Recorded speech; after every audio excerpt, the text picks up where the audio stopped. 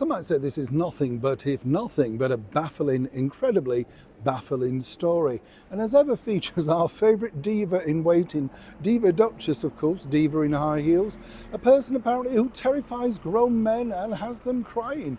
Meghan hasn't come up against me yet, but consequently you have to wonder exactly where do these stories emerge from?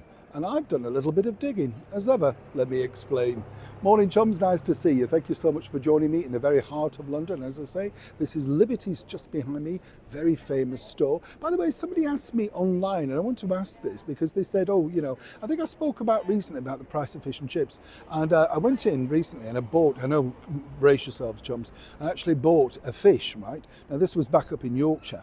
And this has gone from £5 to £5.50. But honestly, that thin, you could pin it down with a skewer just to try and, I mean, it's just so tiny. It's like batter and a few bits thrown together. Incredible when you think. But they said, do you remember, you know, local sort of fish and chip vans coming round, a little bit like ice cream vans? And I said, no, I don't remember that. I did find one. Obviously, you can see one now. But did you have them? I'd love to know. I think what a terrific idea.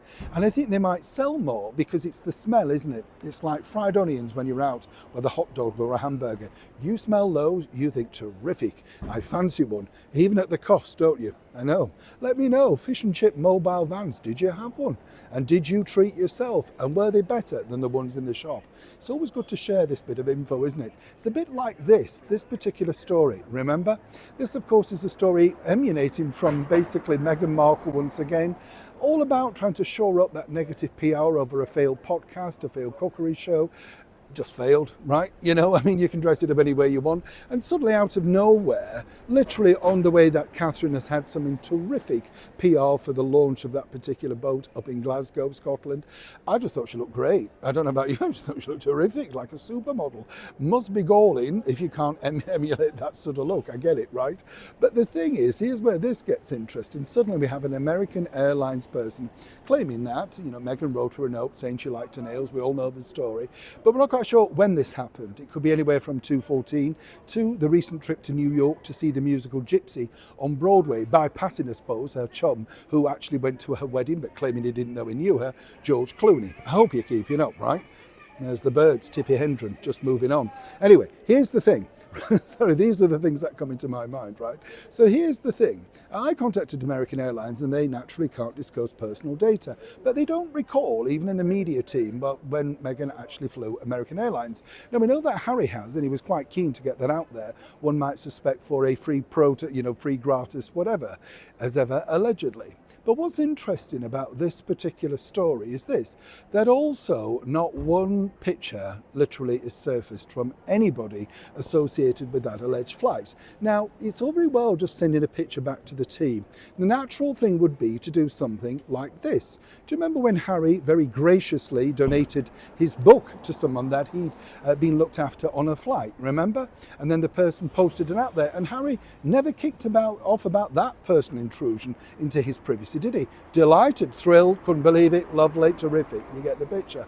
So where is the picture? Even if, you know, just the team, the girls, whatever, the picture, the seat, I don't know. It's all very strange. Now, according to American Airlines, they're not supposed to let people know.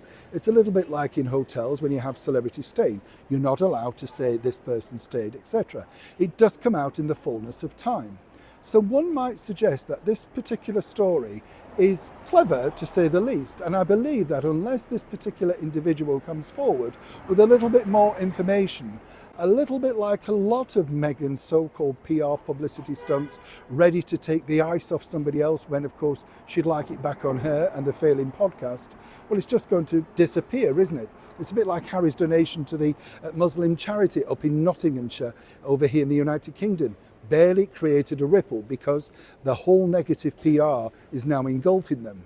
Either way, I'm sure this lady, who's clearly not shy about going on camera and sharing such information, would like to detail a little bit further, dear, because I'm sure American Airlines, your bosses, allegedly, would like to know a little bit more about how this all came around. Even they're confused. Neil Sean in the very heart of London.